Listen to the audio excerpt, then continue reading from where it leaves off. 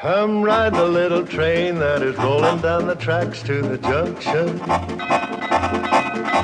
Forget about your cares, it is time to relax at the junction. Lots of curves, you bet, and even more when you get to the junction. Petticoat Junction. There's a little hotel called the Shady Rest at the junction. Petticoat Junction. It is run by Kate. Come and be her guest at the junction. Petticoat Junction. And that's Uncle Joe. He's a moving kind of slow at the junction. Petticoat Junction.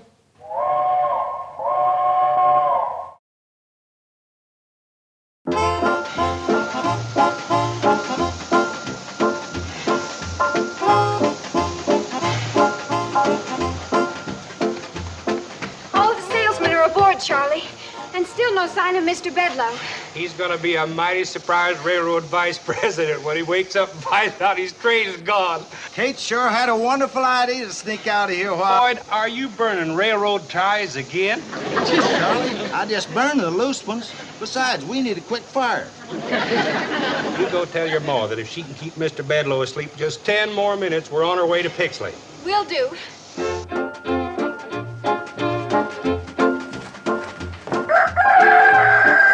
You wake up Mr. Bedloe.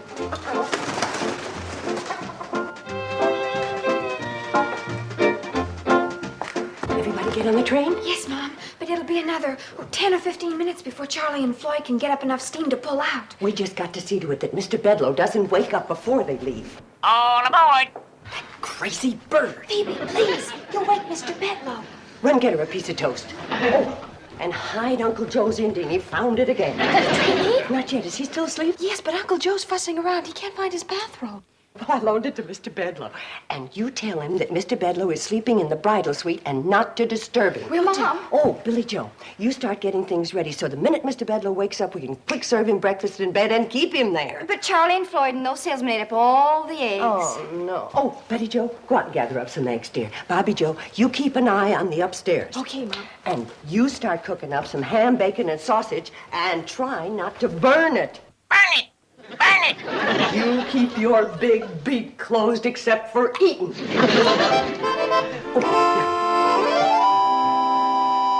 What do you mean, Mr. Bedloe sleeping in the bridal suite? You ought to be sleeping in the barn, and I want my bathrobe back. There's Uncle Joe. Mother says he's not to be disturbed. We'll see about that. Kate! Shh, wake him. What's got into Kate? City feller comes in here, shuts down the railroad, fires everybody, ruins the hotel, and she gives him the best room in the place. Kate! Shh, you're going to wake Mr. Bedloe. That chance. Buried 3 feet deep in the softest feather bed in the hotel.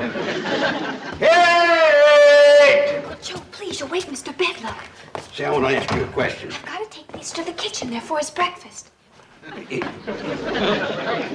That's crazy, that's what it is. Feller deserves to be horsewhipped, and she treats him like royalty. Kate! Wait, Mr. Bedloe. Now, Kate, listen. Quiet! You'll wake Mr. Bedloe. Well, at least you got an excuse to act like a bird brain. Joe, put these flowers in a nice, pretty vase. They're for Mr. Bedloe's breakfast tray. You mean he's getting breakfast in bed? As soon as he wakes up.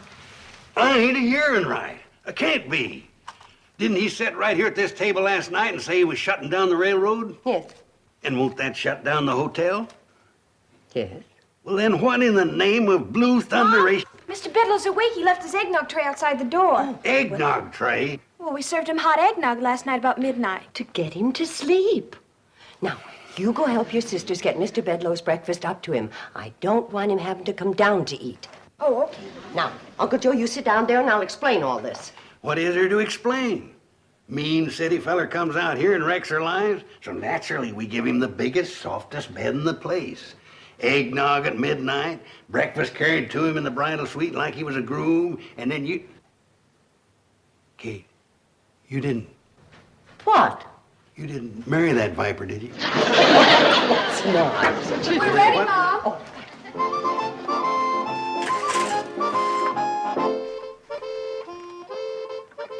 Very nice.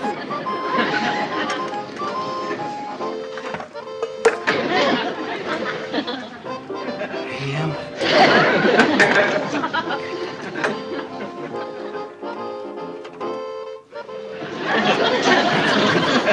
Now remember, girls, pretty smiles and happy talk.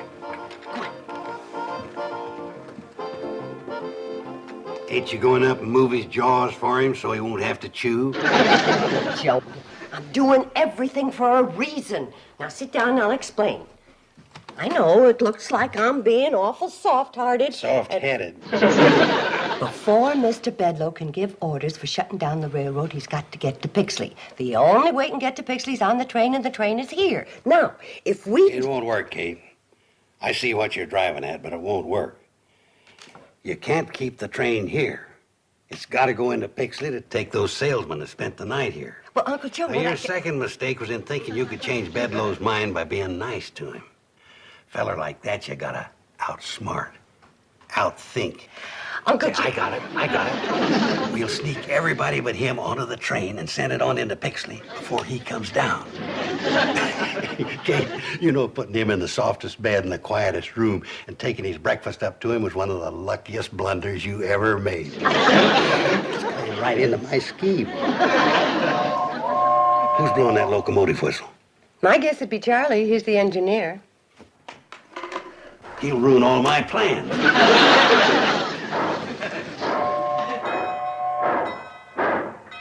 The darn fool's pulling out. We won't have time to wake the salesman. Well, they're on the train, Uncle Joe. How come? I woke him up early. Kate, this is your morning for lucky blunders.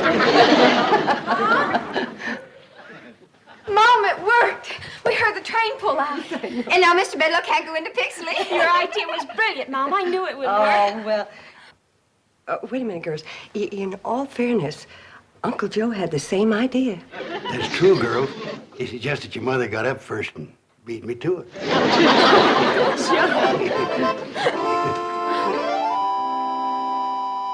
Where's Mr. Bedloe? All right. Whose idea was it to run off with my train and leave me stranded? Mr. Bedloe, gentlemen are not permitted in the dining room in their robes. I am no gentleman, and this is not my robe. Now, do I get an answer to my question? All right. We'll let the government settle it. Stealing trains happens to be a federal offense, and everybody connected with this conspiracy is in very serious trouble.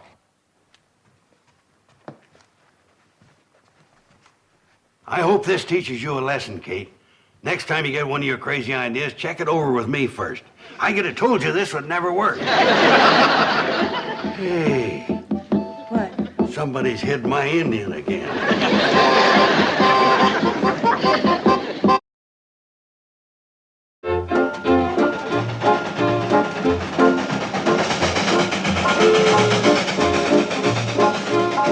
Charlie, I feel kind of bad about us running off, leaving Kate to face the music. Well, if it was anybody else but Kate, I'd be mighty worried. But that's one woman in a million. She sure is. I never met a woman yet to compare with Kate. How come you never asked her to marry you, Floyd? I don't think I'm good enough for her. How about you? I feel the same way. You do? I don't think you're good enough for her either. We're coming on into Pixley. Think we better stop? Well, if we turn around and go back to Shady Rest, Bedloe will grab the train. Oh, I don't think so. By the time we get back there, Kate will have him eaten out of her hand. Kate can kill a man with kindness, all right. Well, if she doesn't kill him with kindness, them daughters of hers will pretty him to death. It's lunchtime, Mr. Bedloe. Come right into the dining room. Everything's ready for you. Yeah? What's everything? Poison food? Booby traps? Boiling oil? What's waiting for me behind that curtain? Your lunch, Mr. Bedloe. Down, sit down. Everything's piping hot. If you're expecting me to change my mind about canceling the train, forget it. It's a good idea. Uncle Joe, a sour face is not welcome in the dining room. Then what'd you bring him in for? He'll either smile or stay in the kitchen. I'll stay in the kitchen. Please, sit down. Girls. If this isn't a bribe, why all the attention? As long as you're a guest in my hotel, you're entitled to Shady Rest hospitality. We do not bring our differences to the table. All right, girls, start the food.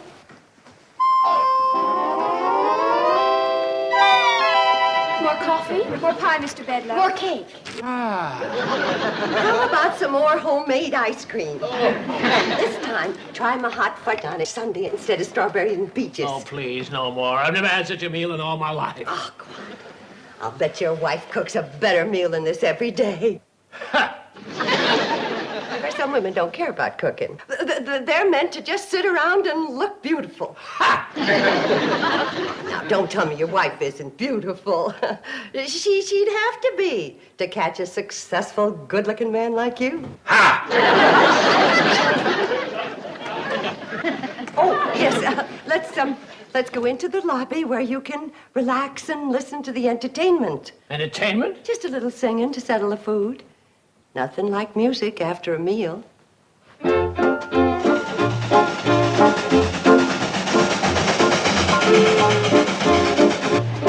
are you trying to do? Jump the track and get a song wrote about you like Casey Jones? Well, I figure the faster we go through Shady Rest, the less chance Bedloe's got of stopping us. We're better than 20 miles out of Shady Rest. Look at it this way, Charlie. The longer we take getting there, the longer Kate and her girls is going to have to work on Bedloe. That's true. I bet they're really melting him down. Oh, I'd sure like to be in his shoes right now. Floating like a zephyr on the soft summer air. Very nice. Lovely voice. All my daughters sing. Girls, Mr. Bedloe being a railroad man, maybe he'd like to hear a railroad song. How about this one? There's a train that runs through this wide valley that is loved by one and all. It's the train that starts way up in Pixley called the Hooterville Cannonball. Well, she makes her run through the dead of winter, through the summer, spring, and fall. Neither cold nor heat nor flood can stop her. She's the Hooterville Cannonball.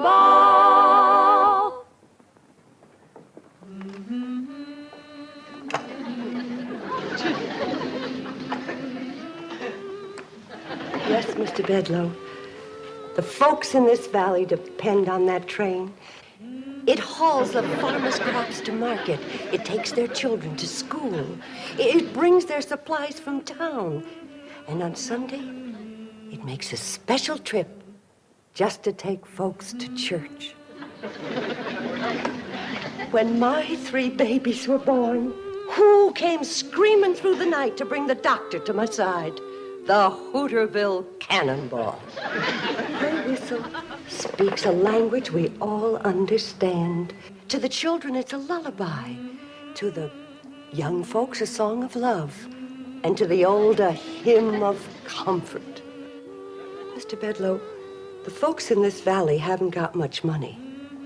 But as long as that little train runs, they'll never be poor. That's the Hooterville Cannonball.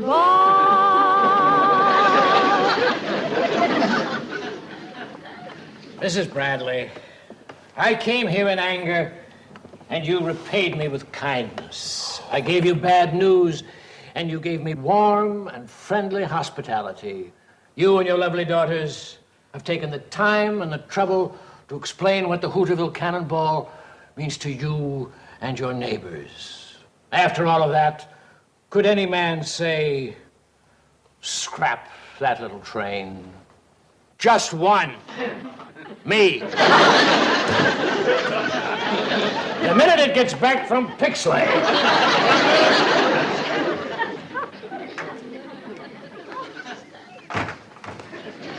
Oh, Mr. Bedloe, have a chair. Thanks. I will.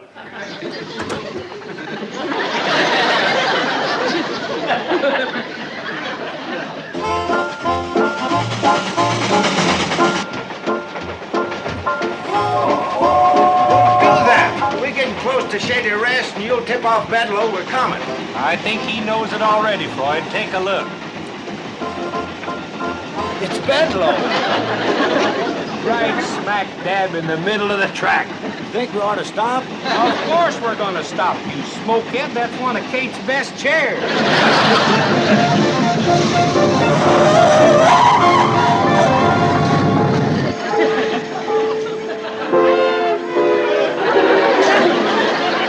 Mr. Bedloe, listen to me. I got something to tell you. Please. Wait a minute. Floyd and Charlie say they can't back all the way to Pixley. It'll be dangerous. They gotta go on to Hooterville. Fine, I can cancel the train just as well from there. Oh. Mr. Bedloe, why are you so dead set on not letting this train run? It's bad business. Doesn't make any money. But it doesn't lose any. Floyd and Charlie are on pensions anyway, and they get their wood and water free. Mrs. Bradley, this train is the legal property of the C&FW Railroad, and we are legally responsible for everything that happens to it. If it runs off the track, if it hurts somebody, if it hits a cow, we're responsible. We can be sued. Well, Floyd and Charlie have hit lots of things. Nobody's ever sued. But they could. No, I'm sorry, Mrs. Bradley, but running this branch line just plain doesn't make sense.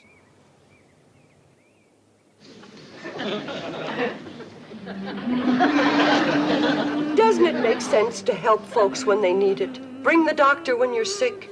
Take little children to school. Forget it. It won't work. You go up there and tell those two clowns in the locomotive they got 60 seconds to get this thing rolling or I'll cut off their pensions. Guess you win, Mr. Bedloe. I always do, Mrs. Bradley.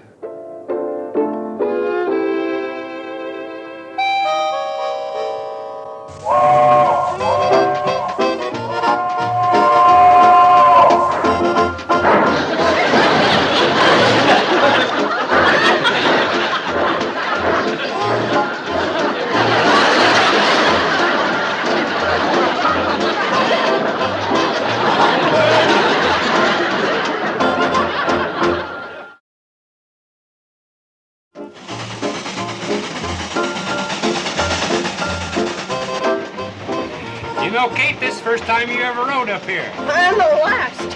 Why didn't you say that? I thought you had a scheme to keep this old train running. Well, I have. That's why I'm going into Hooterville, but it's scary riding up here going so fast. Those things ever blow up? This one never has. You just might today, though. Why? You're squeezing that pipe so hard you're shutting off our water. Can't you go a little faster, Charlie?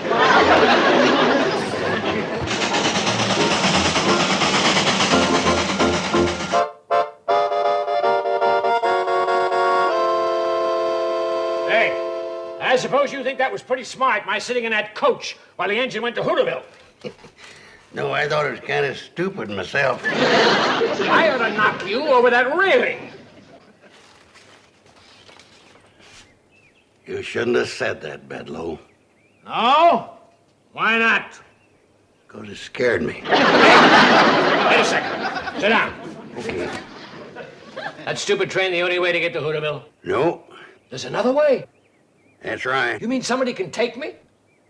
Yeah. I can take you. Now listen, old-timer.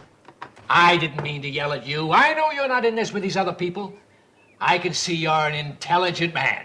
You can? Now, I'm willing to pay you. No, I didn't ask for any money. I know you didn't. I'm forcing it on you. Now, come on, let's get going.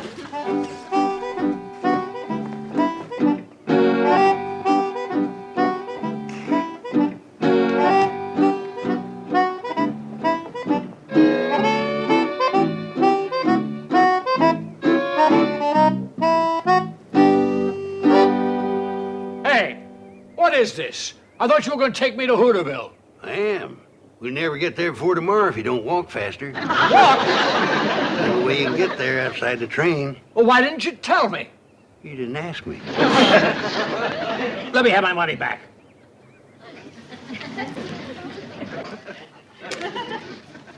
Indian giver.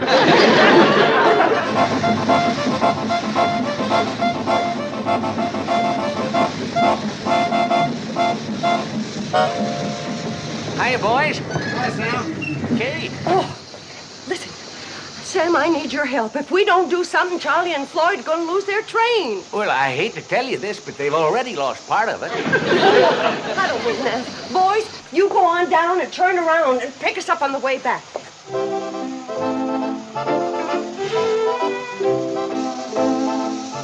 Hurry up, boys. All right, Kate. Sam, are you still a deputy sheriff? Well, I never was a deputy sheriff. I was marshal at the 4th of July parade once. That's close enough. Come on. Well, what's this all about, Kate? Come on, I'll explain. Don't worry, girls. I'll handle Bedloe. You know, fighting the railroad's a man's job. Hey, everybody. Mr. Bedloe got away. He's on his way to Hooterville. What? No. He found that old hand car and got it on the track.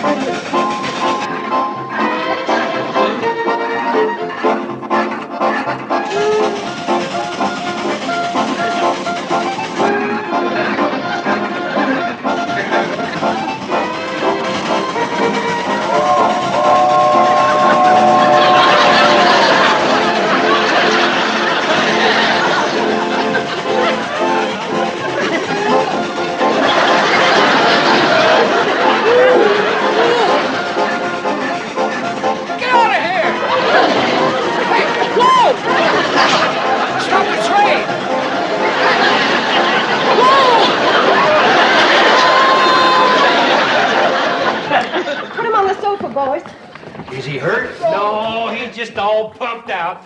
He'll be all right as soon as he gets his wind back. We're running for 5 miles. Are you going to be all right, Mr. Bedloe? I guess so. Who are you? My name's Drucker. Hey, Marshal Drucker from Hooterville. Marshal Drucker? He's a lawman.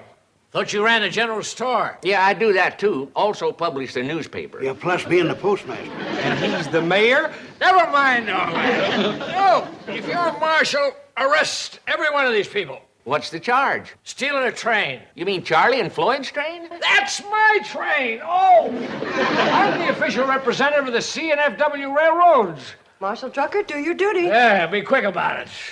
All right. Mr. Bedloe, I hereby serve you with these 27 summonses, complaints, subpoenas, and overdue bills. What for? For the damages caused by your train during the past 20 years, and for supplies furnished and services rendered thereto by the citizens of this valley, as named in the complaints, etc., in your hand. Why, that's ridiculous. Totals up to about $150,000. Now, I wouldn't call that ridiculous. Baloney. What judge would honor that? Judge Drucker. You! I'll demand a jury trial. Well, I don't think you could find 12 men around here that ain't in that bunch of complainers. Judge Drucker, isn't there some way that this thing can be settled out of court? What do you mean out of court? I got him right where I want him. Uncle Joe, please. Well, now, I'll tell you, Kate. If Mr. Bedloe was to go quietly back to the city and let Floyd and Charlie resume running their railroad, I might be inclined to show a little judicial leniency and postpone these cases indefinitely. Oh, don't do it. Let's have a big trial.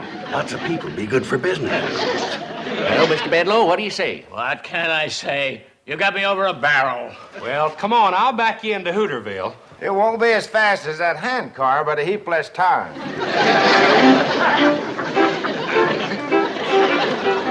Well, Kate, you've pulled some beauties today. But letting him go was the biggest blunder of all. Oh, you think so? Well, he admitted himself we had him over a barrel. Well, I'm sorry. I don't blame you, Kate. But from now on, leave these things up to me. You know, fighting a railroad's a man's job. I'll remember, Uncle Joe.